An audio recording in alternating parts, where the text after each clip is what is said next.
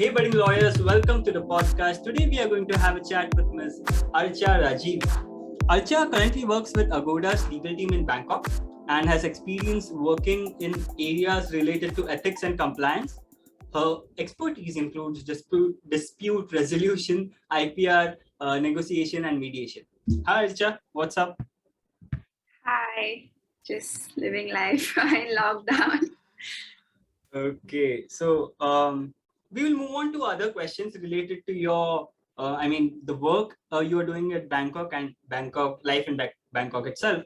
But before starting with that, please tell me some things like, let's start with your college days. Please tell our audience about your college and also like some of the common questions you used to get when you were doing your master's in Singapore. Right. Okay. So 2 questions. So I'll start with my college days first. So I am from Chennai. So I wrote CLAT and all of that. But somehow when the CLAT results came out in 2014, I never checked it. I just didn't care enough to check it. So my options were back then 2 universities in Chennai. One was School of Excellence, which is still very popular.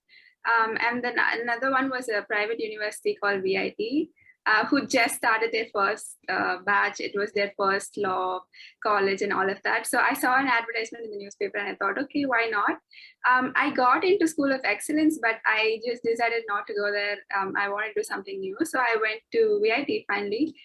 So I had this like group discussion and interview and all of that. And I got through. And then, so I studied in VIT. I belong to the first batch in VIT. So I studied BA LLB. So it's a 5-year integrated course, right? So yeah, I think law school was super fun. Swimming through all the stigmas and everything that comes through, and you say that you're a student from a private law university from somewhere in the south, and the first question people asked me when I was studying, when I went to an internship or when I introduced myself to some person who is super famous in the field, they're like, oh, is this even a university? Like, is this a legit university? Do they even have law? And because since VIT was super popular, I think everybody knew about the engineering courses that they offered, but no one had any idea about law. So everyone was like, oh, so VIT has law? Is this the same VIT? So you study in Vellore? So none of this was true. I mean, of course, VIT offered law and the campus was in Chennai. So, it so happened I was a day scholar. So I traveled like 70 kilometers every day just to go to college. 70 kilometers every day? Yeah.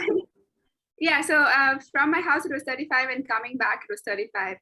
Okay. So it was quite fun. And from the 3rd year onwards, we had half days, which meant college got over at 1 p.m. and then I had the rest of the day for myself.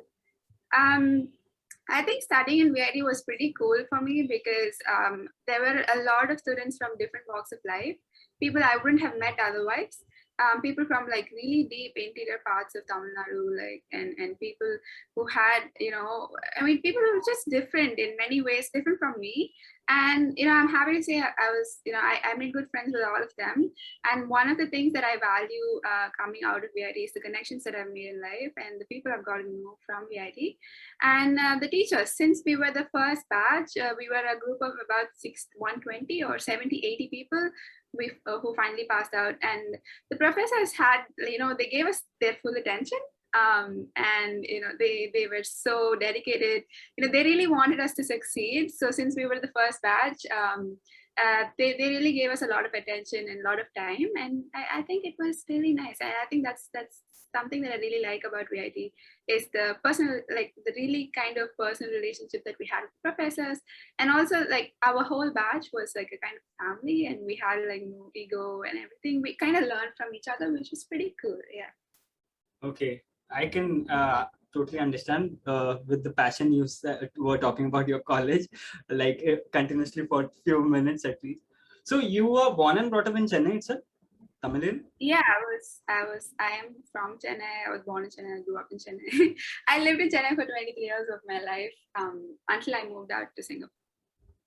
So how did you decide, like you had plans for LLM from your, like you had decided earlier, like in your first year, second year itself, or after completing the course, you started working somewhere and then you decided, was it something like that? Yeah, so I think one of the things when I talk to my juniors, everyone thinks I was super sorted, and I was like, I had these amazing plans to go to LLM and all that. But to be very honest, I was a confused little kid.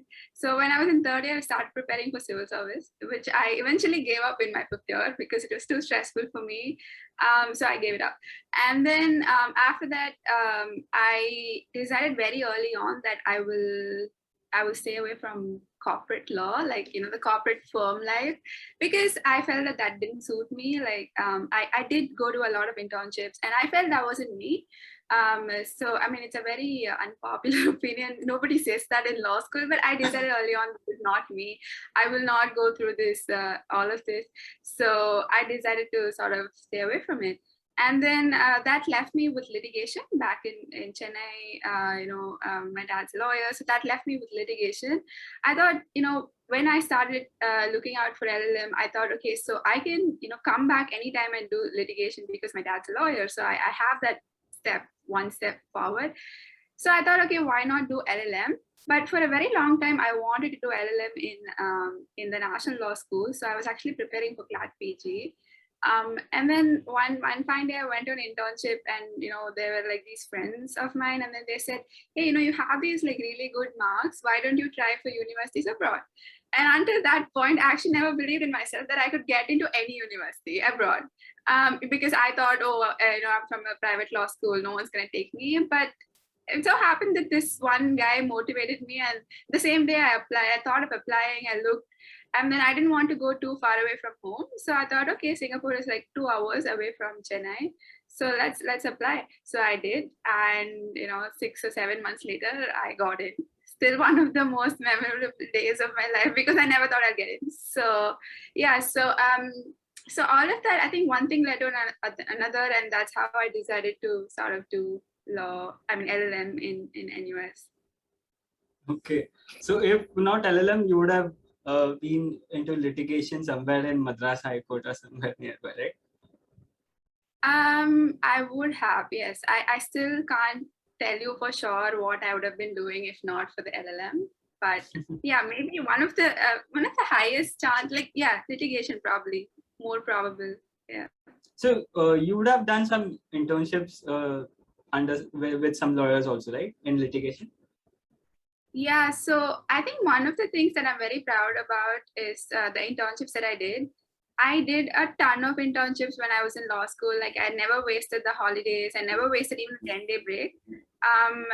So I initially started with the Human Rights Commission. After that, I did in a couple of law firms like King & Partridge, Fox Mandel, all of that. And I also didn't do any internships at tier 1, tier 2 firms because I didn't get it. But yeah, I think I will take this chance to say that, you don't really have to do like internships in tier 1, tier 2 to be successful or to do anything in life. It's fine. Just do what you can from where you are. And I'm really proud about the fact that I got all these internships by myself. I actually cold called, emailed, I did all of that. I never used a reference, which many people think you need in life to actually get into internships. But again, you don't really need all that. You can just do what you can from your capacity. And after that, my last internship was in Nani Palkhiwala Arbitration Center, which is why I decided to do my LLM in arbitration as well. Interesting. So then arbitration, LLM, and NUS. How did you get there? What was the procedure? Oh, okay. So procedure-wise, you have to, if you're applying next year, you have to decide this year that you want to go. And you have to apply like 6 months before.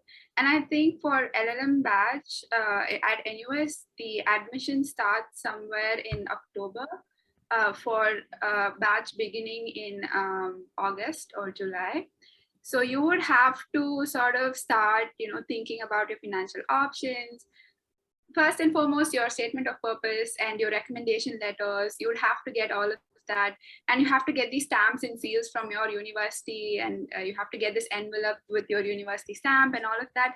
So there's a lot of admin work that you have to do to apply, with all the work that you actually have to put in, such as the statement of purpose.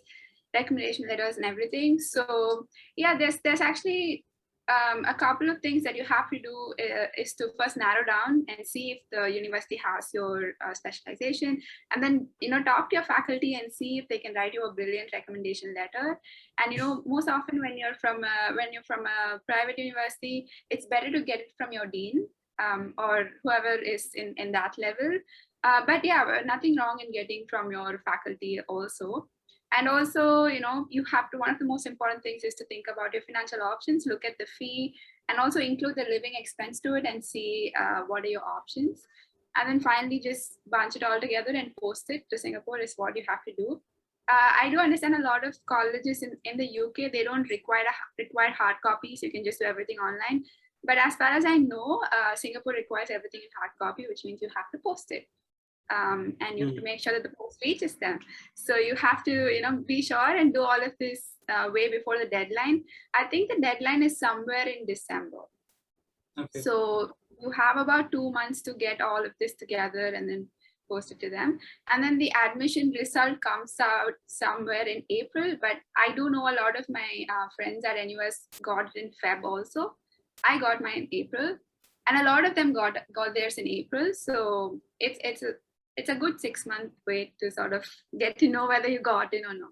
Yeah, because you have to post it, so that itself requires some time, right?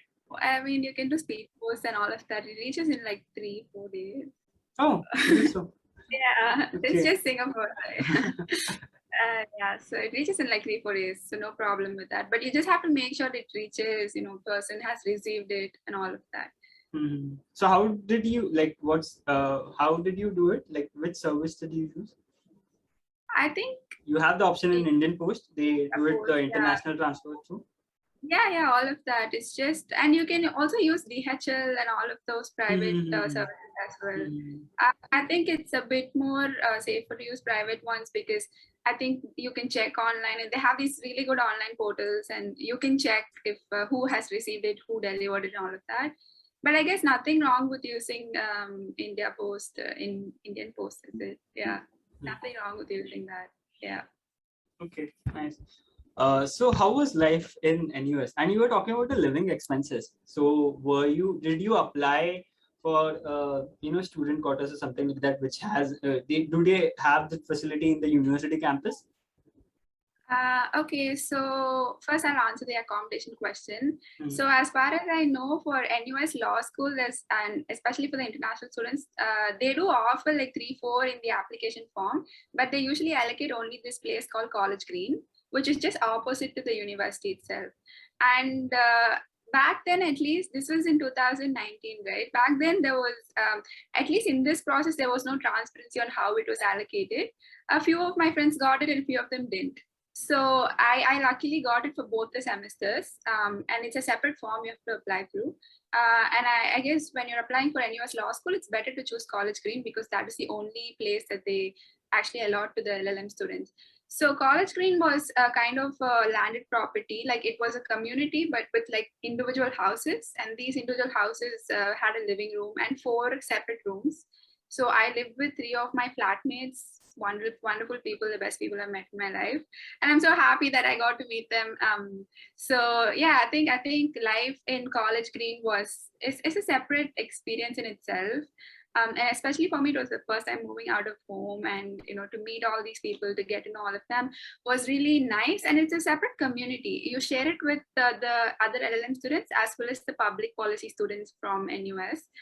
So you get to meet all these people from different countries, and you get to know about different subjects and all of that, which is pretty cool. But in College Green, there is no facility for food, which means you can either make it yourself or buy it from outside. There is a kitchen inside. It's a house, so there's a kitchen, there's a laundry, there's a washing machine, there's everything. So you would have to essentially cook yourself, or cook by yourself, or you would have to buy it from outside. This College Green is located in a very really good area of Singapore called the Botanical Gardens, which means, as the name says, you live right opposite to the UN World Heritage site. It's called the Botanical Garden, and it's a garden. So there are not a lot of Yeah, there are not a lot of what to say, like hotels or restaurants around. There's a hawker center. A hawker center in Singapore is basically a food court kind of one, and the food is cheap there, and it's okay for a student budget. It fits, but it's not very. I wouldn't say it's very healthy in the long run, but yeah, it fits. So you can buy things from there, and the grocery shop is a short walk from there, so you can essentially get food and all of that. Or otherwise, you can even buy food in the campus. But I can't really speak for 2021 now because things have changed and they have like these restrictions and all of that. So essentially from College Green, you have to take an overbridge, like cross the bridge, and then you walk through the gardens and then you reach the university. The university is a quite interesting place. It's filled with like literally you right behind a World Heritage Center, UN Heritage Center or anything. You know, while walking, you can walk in like really good sun, and then while coming back, you can catch the sunset or like, you know, the evening skies and everything. So it's pretty cool. But compared to the actual NUS campus, which is a few stations away from Botanical Gardens, the law school actually does not have a lot of facilities, including food. It's a very small campus, but we share the campus with the public policy people. But again, even though there are these little drawbacks, the campus is beautiful. The library is just great. You can find literally any book there, and they have a great online portal for books as well. So you can, I mean, it's every law student's dream. It's like quiet, nobody will bother you.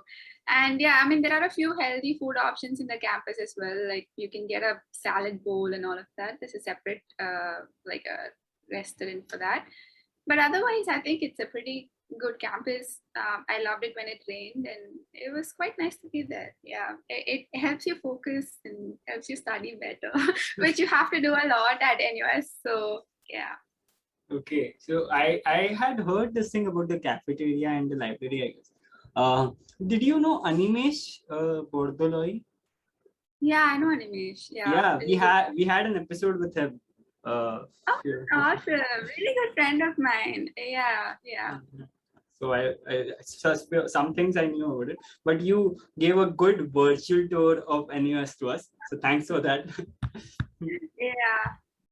Okay, you were saying about, you partly covered the question like about accommodation, but about apart from that, were there any other expenses you you know encountered? Like this was something I must have planned before or something like that. So at least for me, I'm so grateful that my parents paid my tuition and my accommodation and all of that. I mean, over the top of my head, there's nothing that I should have planned for because luckily, you know, like money was not an issue. So, you know, my parents sort of helped me with that, supported me with that. So I'm very grateful for that.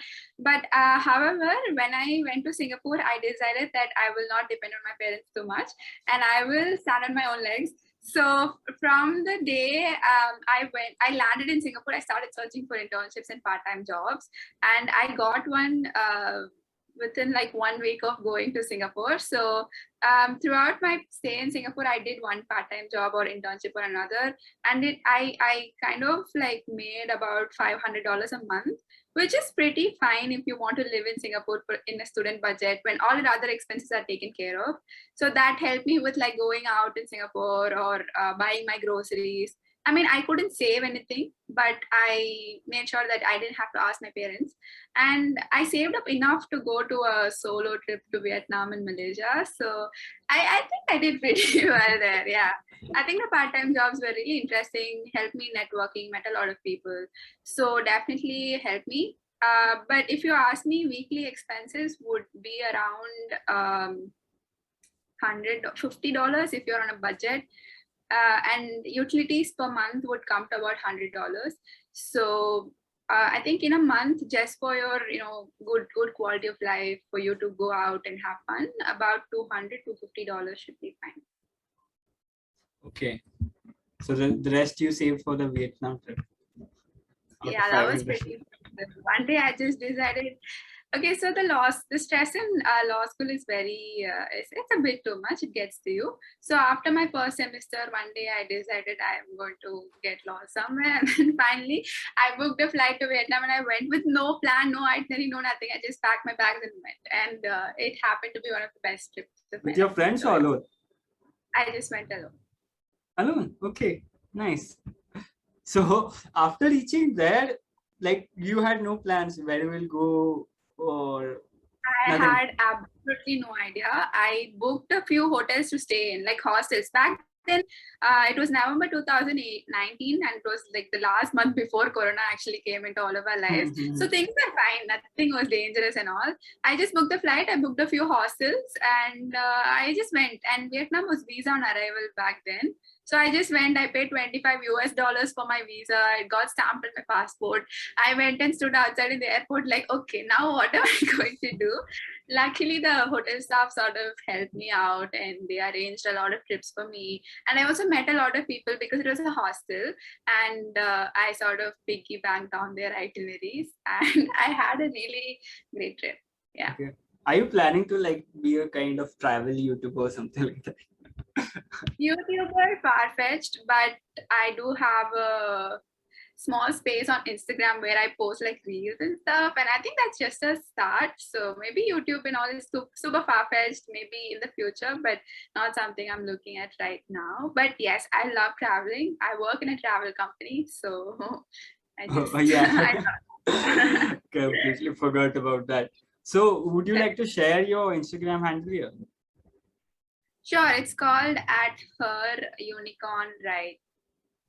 At Her Unicorn Right. At, yeah, her. Okay. H-E-R, Unicorn Right. Yeah. Okay, cool. Did you face any difficulties while like filling the online forms, getting your transcripts, education? No, you didn't apply for a loan, right? Your parents paid for it. So anything related to this, transcripts, online forms, anything you feel one must, be careful about before applying for universities abroad?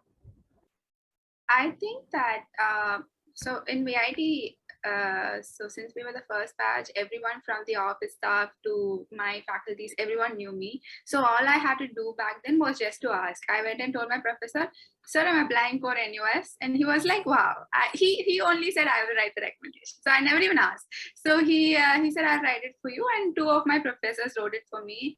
And I took it down to my administrative office, and they said, "Oh, no worries, we'll do it for you."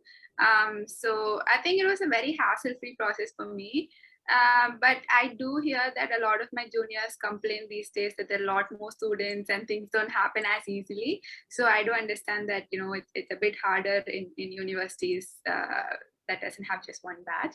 So yeah, I think it was pretty easy for me. But again, it's better to actually do it with an accountability partner. For me, that was my best friend Shweta, and she was applying to University of Ireland. Oh, sorry, she was applying to some university in Dublin, and yeah, she got through as well. And we did everything together, from recommendation to transcripts. So it was easier for me to have someone with me and have that sort of accountability and do everything together. So I think one of my tips would be to have someone to do it with you, be it a parent or a sibling or a friend, anyone. Yeah. Let's move on to Agoda now. We have talked a lot about NUS and the LLM procedure and stuff. So what's your role at Agoda? So I'm currently the Junior Compliance and Ethics Counsel at Agoda. So I'm based out of Bangkok. The legal team has a lot of other teams like privacy, payment compliance, and all of that. But I take care of the workplace compliance and ethics. So that's what I do at Agoda. Okay. So, but how did you get at Agoda in Agoda? And after like your LLM, is it like most of them get placed in like Singapore or somewhere near? Okay, so the law universities abroad work entirely differently from law universities in India. There's no concept of placements.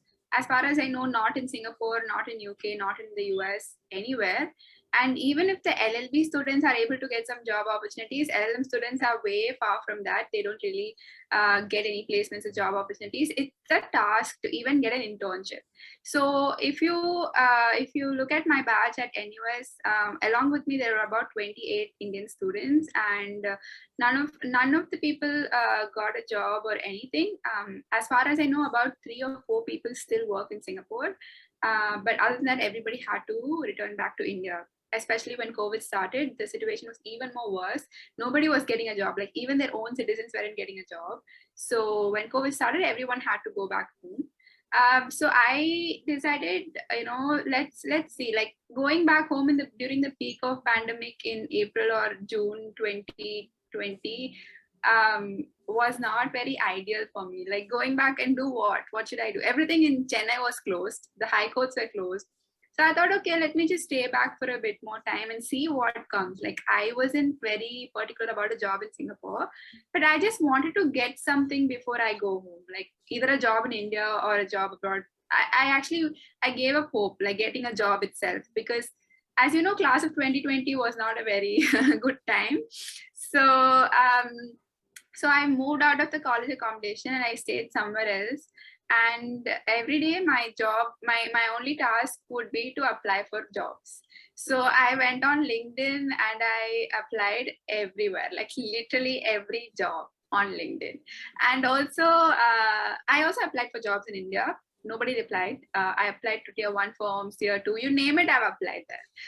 So and then one day I sat and I narrowed down a few companies with good culture that I wanted to work in, and Agoda happened to be on the top of it.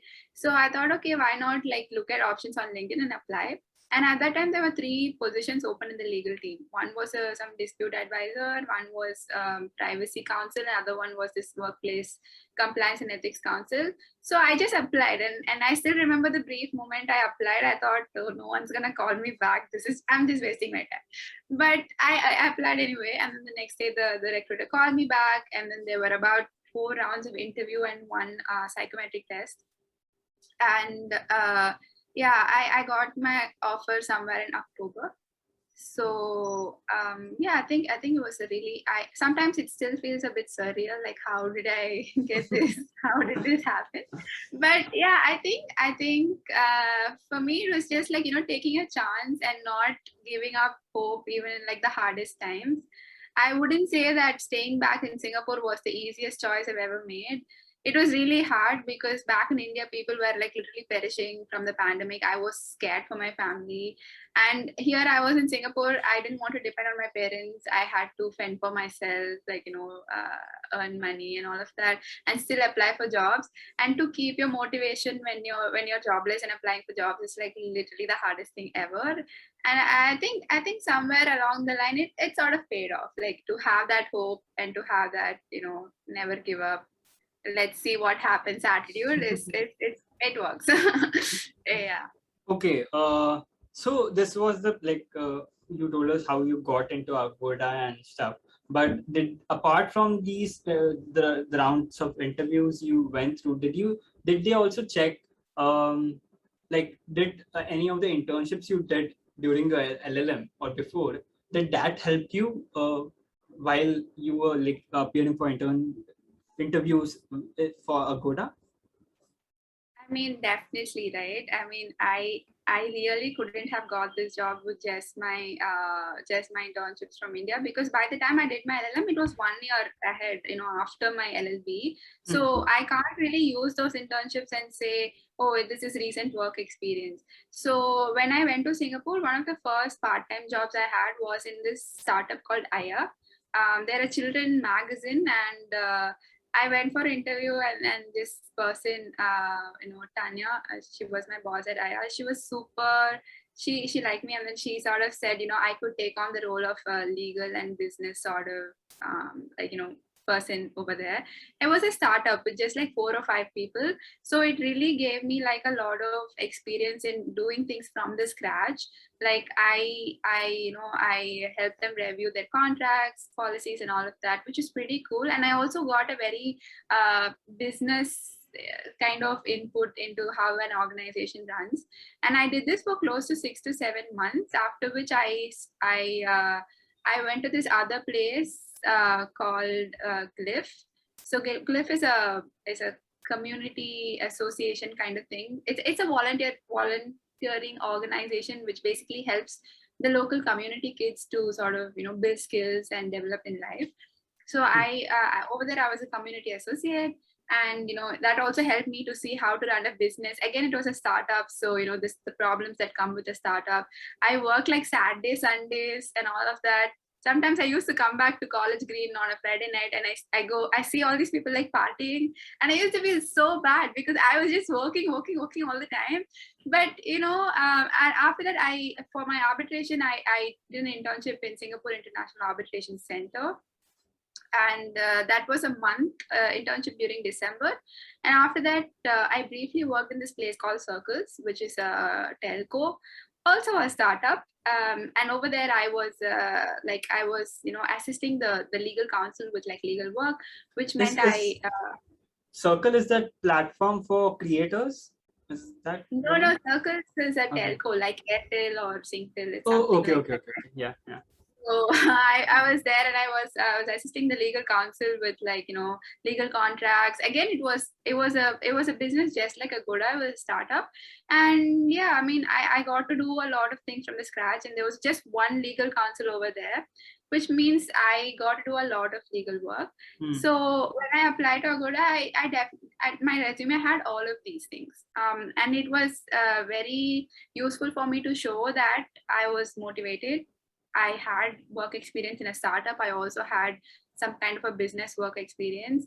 And, I could have just, sat back in Singapore and I could have enjoyed my life. I could have done nothing and I could have gone back to India, live comfortably. But it helped me show that, I started doing my internships 3 days after I landed in Singapore. And I did not just sit back and enjoy. I did not party away my Fridays, Saturdays, and Sundays. I still worked. And it sort of helped me show them that, I was highly motivated and I would be a really good fit to your organization because I work hard and I will do anything it takes to just sort of, keep progressing, keep developing. So it definitely helped me in not only showing work experience, but also personality, motivation, character, and all of that. So I 100% recommend, if you can do internships, just do it. Like, it doesn't matter, just do it. So you were working as at a part-time job plus internships plus college, right? Yeah, I was doing a lot of things at once. I think even my friends at NUS didn't know so much. Unless they listen to this, they're not going to know even now. A lot of people just thought I was always in the library. I was always this person who's studying. But honestly, I was juggling so much. And there were times I felt so bad that I couldn't go party out and all of that. But I think now I'm in Thailand. It's like literally the party heaven. I mean, so I think it paid off. Somewhere along the line, it sort of paid off. Yeah. Okay. So how's life in Bangkok? You gave a rough idea, but still, apart from the partying culture, do you think the culture in the corporate firms there, law firms there, better than India or different than India? And if different, then how is it different? Well, to answer your question, life in Bangkok, again, funny because I haven't experienced the full Bangkok at its best because I came here when it's lockdown. So actually, I've never been to a party in Bangkok because everything has been shut down. I've just heard so much. But one thing is that Bangkok is Thailand is a really great place to sort of travel and to live. I think living here is super convenient. You can live alone in a small condo, which is it has swimming pool, has a gym, has a lot of things. And, it's pretty nice to live in the center of Bangkok. And it's very convenient, which means you can get anything delivered to your doorstep, whatever you want around the world, whatever you want, you can just get delivered to your doorstep. You literally don't have to step out of your house, which is nice. Even if you want to go to the gym, you don't have to step out of the building, which is cool. And also cost of living is it's very low in Bangkok as opposed to Singapore, where I've lived in. And I mean, definitely not as low as India, but definitely not very high as well. But traveling in Bangkok definitely is amazing. Like Singapore was very small. Like there's not much you can do after 5 or 6 months thing to do in Singapore. You can just keep exploring, going on hiking trails and all of that. But compared to that in Bangkok, you can do anything. You can go to an island. You can go to a mountain. You can go to a beach. You can do a lot of things here in Bangkok, and I mean in Thailand. And then traveling is very cheap here. Internal domestic travel is very cheap, and I think once the borders open, it's very easy to travel to other countries as well, like Cambodia, Laos, Vietnam. It's very nearby, and it's pretty convenient to travel as well. What was the other one? What was the other regarding the part of the firms, question? culture in law firms and corporate? Oh, yeah. I wouldn't know about like the law firms in Bangkok because I haven't. You haven't worked there, haven't. but if you have any colleagues or anyone working there, have you? I think a firm is a firm. Wherever you are in the world, a firm is going to be a firm. So a law firm it's going to be a bit hard. It's the work-life balance is going to be a bit tough, which is one of the reasons I decided against joining a law firm very early on in my life. And for me personally, working here gives me work-life balance, gives me time to do things I like, for example, every day after work, I work out, I go for a walk for 1 whole hour, I come back, I learn French, I do a lot of things, which my peers in India who work in law firms are not able to do. They work till 12, which is, I mean, I guess if it's good for them, it's good for them. If they like it, they like it. But personally, it's not for me, which is why I decided to opt out of that law firm life. But if it works for people, it does. So I guess a firm is still, it's going to be hard wherever you are in the world, US, UK, Singapore, anywhere. But yeah, I think as compared to that, being in a corporate gives you a lot, gives you a lot more time to appreciate the smaller things in life. I think to add on to that, I also interned in this place called Squire Patton Boggs in Singapore. And yeah, I mean, it was a regular law firm, just like a law firm in India, serious, a lot of work, tasks, things have to be done, a never-ending to-do list. So yeah. Okay, so you are talking about the traveling thing. So how is the visa situation there, and especially at Singapore? Because if anyone is planning to do his masters somewhere in Singapore, NUS or somewhere, so how is that? Okay. So as soon as you apply for this LLM or whatever, you get accepted, you get a student pass. The college will do that for you. You don't have to do anything. You'll get a student pass, and you can show that in the airport and go to Singapore and all of that. The minute your course ends, like 1 month after your LLM ends, which is like, say it ends in sometime in April, your last exam will be sometime in April. And after that, by June, your student pass will be over. At that point, if you do not want to stay in Singapore, you can come back. Obviously, you have to surrender the student pass and come back.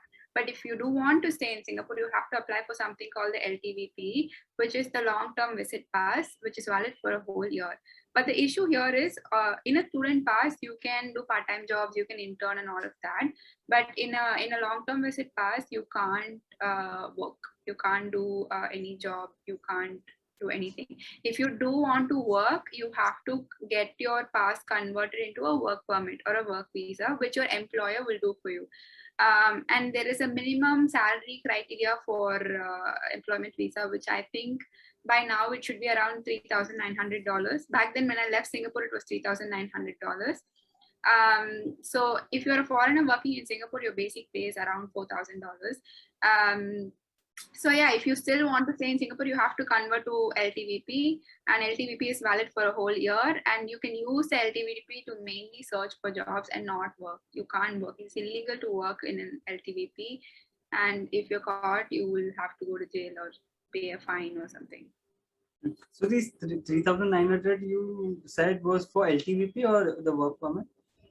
So LTVP, you can't work. Like, you're not supposed to work or do anything. You can literally use that LTVP to stay put in Singapore and look for a job, and basically cut across queues in the airport, because you can just show the LTVP and you're basically a resident in Singapore. Mm-hmm. So you get all the benefits, but you can't work. You can't work using an LTVP.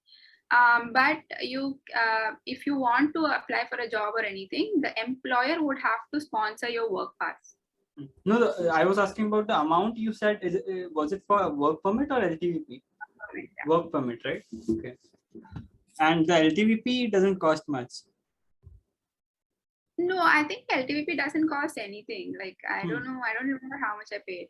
It's literally just you have to surrender your student pass and you have to get an LTVP instead.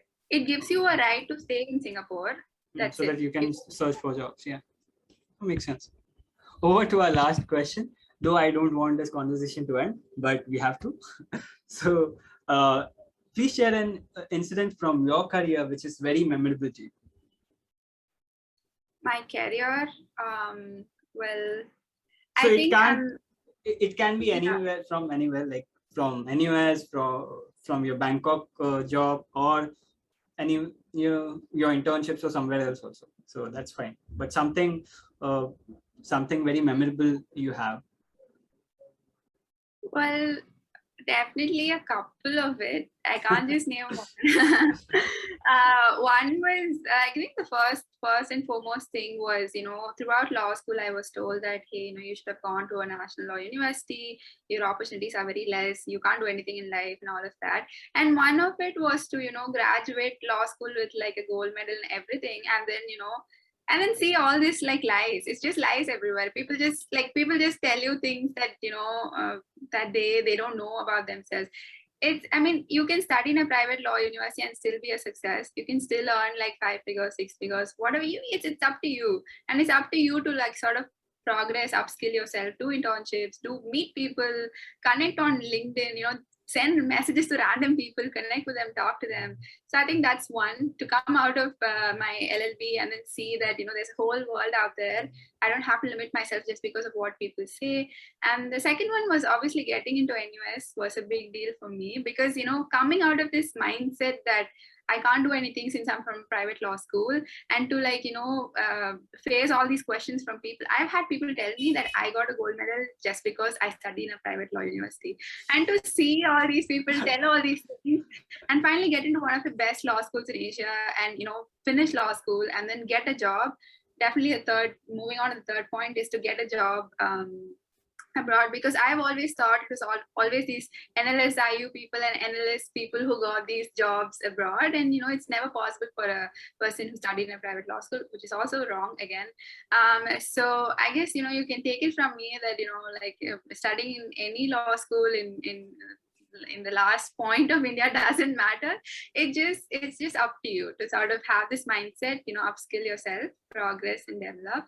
And I think that's one thing my entire career line has taught me, is to never sort of give up and never like underestimate yourself. Never be like, oh, if this person told this, that's how much I can do. You can always do your best and you can see where that takes you. So I think that's one thing that I've followed throughout my career, and I think because of that, I've had like a ton of memorable moments and a ton of, I look back and I see people have told me all these things, but today none of that happens to be true. And another thing is, throughout my career, my education, people I've met, I've been in my support circle. Make sure that you surround yourself with people who support you, people who don't say things that won't matter in 5-6 years. Make sure people are there to support you, to lift you up, even if the smallest thing happens to you. And I think that's also one of the most memorable things that I've come across throughout like all these 5-6 years. So, yeah. Okay, great. Thanks, Archa, for this wonderful conversation and sharing your experience with us. And thank you so much for listening to this podcast. If you like this episode, do check out our other episodes available here and follow us here so that you don't miss out our new episodes. Thank you.